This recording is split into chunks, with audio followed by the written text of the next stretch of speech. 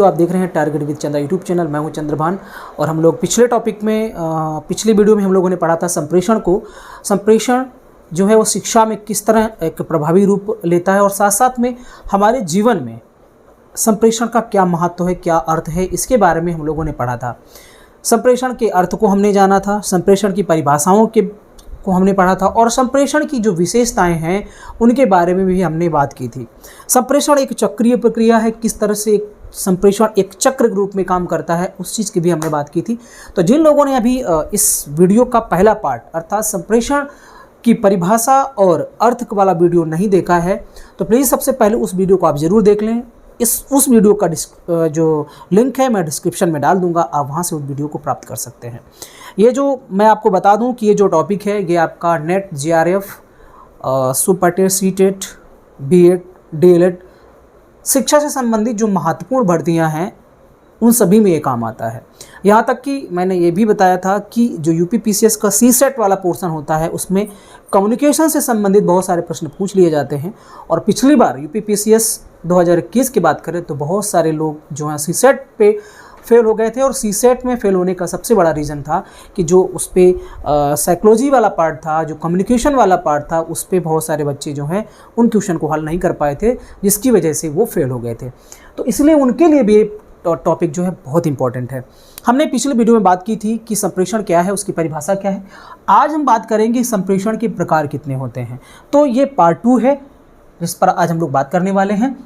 जैसा कि आप यहाँ पर बोर्ड पे देख पा रहे होंगे कि संप्रेषण को मुख्य रूप से 2 भागों में बांटा जा सकता है। एक शाब्दिक संप्रेषण और दूसरा अशाब्दिक संप्रेषण, अर्थात वर्बल कम्युनिकेशन और नॉन वर्बल कम्युनिकेशन। अर्थात हम अपनी बात जो है वो 2 तरीकों से कहते हैं, एक शब्दों के माध्यम से और दूसरा संकेतों के माध्यम से। ये दोनों तरीके हम संप्रेषण में यूज़ करते हैं। ठीक है, तो हम सबसे पहले बात करेंगे शाब्दिक की, वर्बल जो माध्यम है। अगर शाब्दिक संप्रेषण की बात करें तो इसके भी 2 पार्ट हो जाते हैं, एक मौखिक और एक लिखित संचार। अर्थात कुछ बातें ऐसी होती हैं जिनको बोल करके कहा जाता है और कुछ बातें लिख करके भी कही जाती हैं। तो ये दोनों माध्यम हैं, किसके? ये दोनों शाब्दिक माध्यम हैं। अब हम बात करेंगे मौखिक की।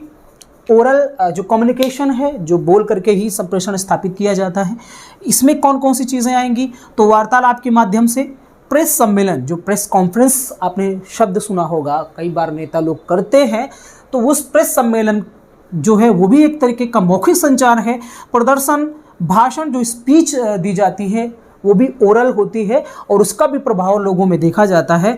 तो ये भी एक संप्रेषण का माध्यम है। वाद विवाद हम लोग करते हैं, विचार गोष्ठियों का आयोजन करते हैं और बहुत सारे सम्मेलन आयोजित किए जाते हैं जिनके माध्यम से अपनी बातों को रखा जाता है लोगों के सामने। तो शाब्दिक में ये मौखिक संचार जो है वो लगभग इतने प्रकार का हो सकता है। लिखित संचार की बात करें तो लिखित संचार में सूचना पत्र, कई बार आपने देखा होगा कि बड़े बड़े जो कॉलेज हैं, स्कूल हैं और जो ऑफिसें हैं उनमें एक सूचना पत्र का बोर्ड लगा रहता है जहां पर लिख दिया जाता है सूचना के बारे में कि आज संस्था खुली है या बंद है या किस वजह से बंद है। ठीक है, इस तरीके की सूचनाएं लिखी जाती हैं। तो इससे क्या है, ये भी एक संप्रेषण का माध्यम है, लिखित संप्रेषण का माध्यम है। प्रिंट मीडिया, जिसका इस समय बहुत ज़्यादा सदुपयोग हो रहा है और प्रिंट मीडिया छाया हुआ है, तो इसके माध्यम से भी हम क्या करते हैं, सूचनाओं का आदान प्रदान करते हैं। नियम पुस्तिकाएं, पत्र, फार्म, पुस्तकें। एक क्वेश्चन आपसे मैं कर रहा हूं कि जो हमारा मोबाइल है, मोबाइल जो है वो संप्रेषण के किस प्रकार में आएगा? सबसे पहली बात तो वो शाब्दिक या अशाब्दिक में आएगा, इस तरह से प्रश्न पूछा जा सकता है। तो सीधी सी बात है कि वो शाब्दिक में आएगा। ठीक, अब शाब्दिक में वो मौखिक में आएगा या लिखित में आएगा? तो इसमें से अगर बात करें तो वो मौखिक में भी आएगा और लिखित में भी आएगा। कैसे? जब हम किसी से बात करते हैं फ़ोन से तो मौखिक ओरली बात करते हैं, है ना, तो वो मौखिक संचार हो जाएगा। और जब हम व्हाट्सएप पे, फेसबुक पे मैसेज टाइप करके भेजते हैं, सेंड करते हैं, तो वो लिखित भाषा में भी होता है। तो मोबाइल का यूज़ एक तरह से शाब्दिक संचार में दोनों प्रकार से किया जा सकता है, मौखिक प्रकार से भी और लिखित प्रकार से भी। ठीक है, तो इस तरह से क्वेश्चन आपसे पूछा जा सकता है। आई होप आपको ये चीज़ जो है वो अच्छे से समझ में आ गई होगी। आगे हम बात करते हैं नॉन वर्बल की। तो यहाँ पर ऐसे बहुत सारे वर्ड दिए गए हैं जो आपके लिए मोस्ट इंपॉर्टेंट है, क्योंकि क्वेश्चन यहाँ से ज़्यादा बनेंगे और यही जो है आपको समझने में भी दिक्कत होगी। तो अशाब्दिक नॉन वर्बल कम्युनिकेशन की बात करें तो जैसे शारीरिक मुद्रा, हाथ हिलाना, संकेत करना, किसी चीज़ का हम संकेत आपको कर रहे हैं, है ना, तो ये क्या है, अशाब्दिक संप्रेषण है। वेशभूषा कई बार आपने देखा होगा कि जो नाट्य रूपांतरण होते हैं उनमें कुछ बोला नहीं जाता है ना, बोला नहीं जाता है और नाटकों के माध्यम से कलाएं प्रस्तुत करके ही सारी बात कह दी जाती है। तो वेशभूषा देख करके भी आप अंदाज़ा लगा सकते हैं, उस चीज़ को समझ सकते हैं, हमारा मस्तिष्क समझ सकता है, ये भी एक कम्युनिकेशन का माध्यम है।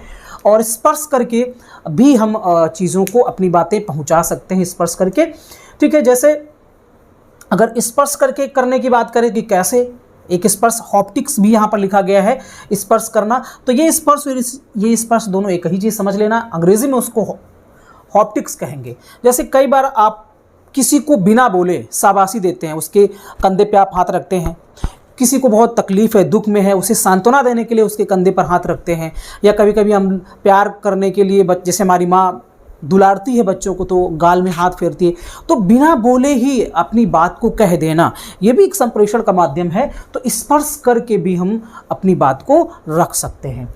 इसके अलावा निकटता जो है, आप किसी के ज़्यादा नज़दीक रहेंगे तो ये भी एक तरीका है, ये दिखाने का कि हमारा आपसे संबंध बहुत ही अच्छा है ना। तो ये एक तरीका है संप्रेषण का, ये बताने का कि हम आपके बहुत ही नज़दीक हैं। इसको अंग्रेजी में प्रॉक्सिमिटी बोलेंगे। मेटा संचार, ये दोस्तों जो यहाँ से शब्द शुरू होते हैं ये आपके लिए ज़्यादा इंपॉर्टेंट है। मेटा संचार ये क्या है? मेटा कम्युनिकेशन का मतलब ये है कि जो चीज़ मैं कह रहा हूँ उसका हाव भाव क्या है। तो जो चीज़ कही जा रही है, कई बार ऐसा होता है कि वो वांछित, जो हम जो सोचते हैं कि हमें ये समझाना है, उससे भी बेहतर तरीके से लोगों के पास पहुंच जाती है, प्राप्तकर्ता के पास।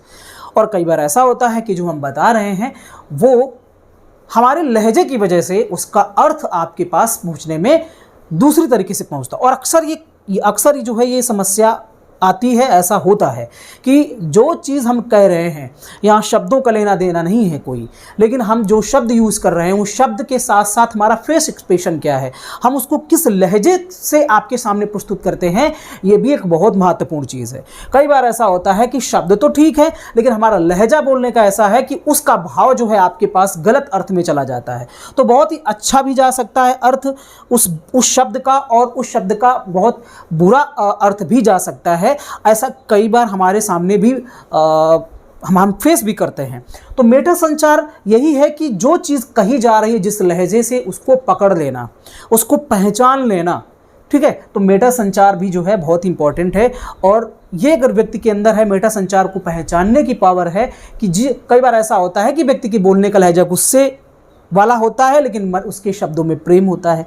कई बार ऐसा होता है कि शब्द बहुत ही बाहरी होते हैं, शब्द ही बहुत वैसे होते हैं, लेकिन जो हमारा जो हाव भाव है, फेस एक्सप्रेशन है, वो बहुत अच्छा होता है। तो इस तरह से हमारे शब्द, हमारी जो भाषा है वो हमारे फेस एक्सप्रेशन पर बहुत डिपेंड करती है, हमारे हाव भाव पर डिपेंड करती है। इसी को मेटा संचार कहते हैं, ठीक है। तो मेटा संचार को पकड़ना ये भी एक कला है और यहाँ पर शब्दों से कुछ खास लेना देना नहीं होता।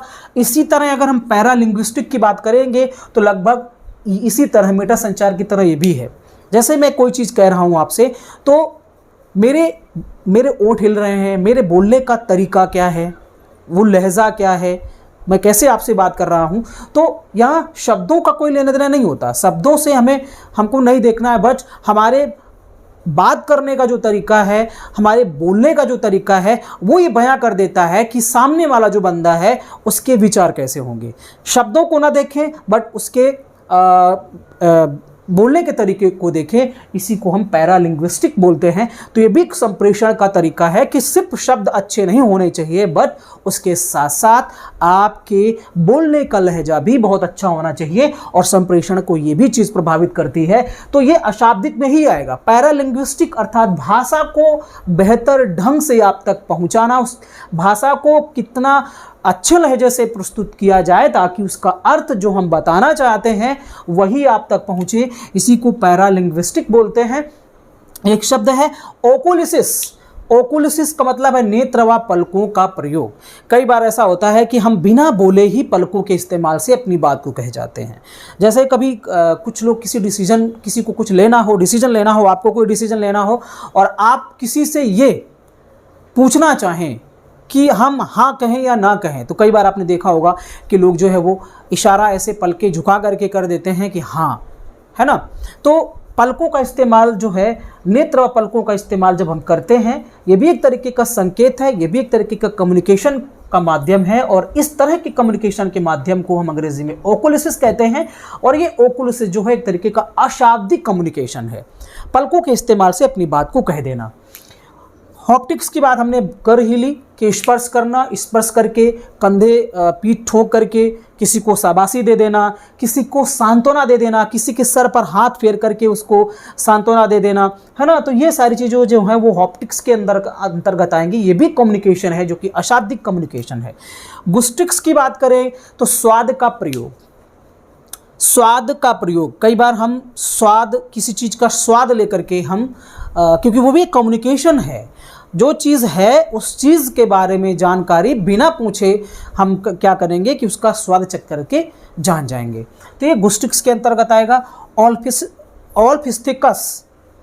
ऑल्फिस्टिकस अर्थात गंध या महक।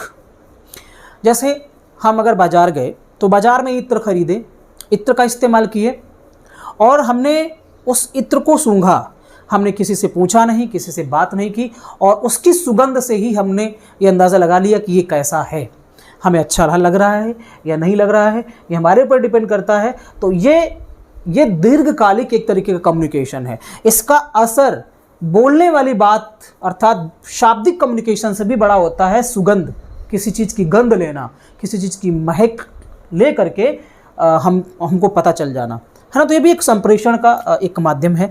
प्रोसेमिक्स की बात करें तो प्रोसेमिक्स, जैसे यहाँ पर हमने निकटता, प्रॉक्सिमिटी की बात की, वही चीज़ यहाँ पर प्रोसेमिक्स है, अंग्रेजी में यूज़ कर दिया गया है। जैसे जब आप लोकसभा टीवी या राज्यसभा टीवी, जिनको दोनों को मिला करके संसद टीवी कर दिया गया है, अगर उसकी कार्यवाहियाँ आप देख रहे हैं तो कई बार आप देखते हैं कि जो हमारे गृह मंत्री हैं, हमारे प्रधानमंत्री हैं या और जो मंत्री हैं, उनके बगल की सीट में कुछ लोग बैठे हुए होते हैं। तो उनके बगल में बैठने का मतलब ये है कि कहीं न कहीं प्रधानमंत्री जी का उस शख्स के साथ गहरा रिश्ता है, संबंध है या अच्छे से पटती है। ये भी एक संप्रेषण है। ये दिखाता है कि प्रधानमंत्री का उसके बगल में बैठे शख्स से कितना अच्छा लगाव है। इसी को प्रोसेमिक्स बोलते हैं, ठीक है। तो ये भी एक तरीके का अशाब्दिक तरीका है ये दिखाने का कि प्रधानमंत्री जी हमसे ज़्यादा नज़दीक हैं, उनसे हमारे संबंध बेहतर हैं। ये किसी के साथ भी हो सकता है, ज़रूरी नहीं। तो मैंने तो एक एग्जाम्पल दिया। चेरोनोमिक्स का मतलब होता है कि समयबद्ध तरीके से, समय में, एक निश्चित समय में अपनी बात को बहुत ही सटीकता से रख देना। जैसे ये कहा जाता है कि यूरोपीय और जापानी जो लोग होते हैं वो भारतीयों की अपेक्षा बहुत ही समयबद्ध होते हैं, है ना। तो समयबद्ध तरीके से अपने काम को कर लेना, अपनी बात को रख देना, ये चेरोनोमिक्स कहलाता है। लास्ट में है काइनेसिक्स। ये भी इंपॉर्टेंट है। इसे हम शरीर की भाषा भी कहते हैं। किसको? काइनेसिक्स को शरीर की भाषा कहते हैं। जैसे कई बार आपने एक शब्द सुना होगा बॉडी लैंग्वेज। तो व्यक्ति के बिना बात किए ही, उससे आप बिना मिले ही उसके हाव भाव देख करके, बॉडी लैंग्वेज क्या है? बॉडी का लैंग्वेज ये है कि वो कैसे बोलता है, कैसे चीज़ों को, वो उसकी जो संवेदनाएं हैं वो कैसी हैं, वो आसपास की जो एटमॉस्फेयर है उससे कैसे कनेक्ट करता है, उसका आई कॉन्टेक्ट कैसा है ना, उसका आई कांटेक्ट कैसा है, वो बात कैसे करता है, ये सारी चीज़ें उसका वो उसका शरीर ही बता दे कि वास्तव में उस व्यक्ति की पर्सनालिटी कैसी है। तो बिना बात किए ही हम उस शख्स के बारे में जान जाएं, इसे काइनेसिक्स कहते हैं।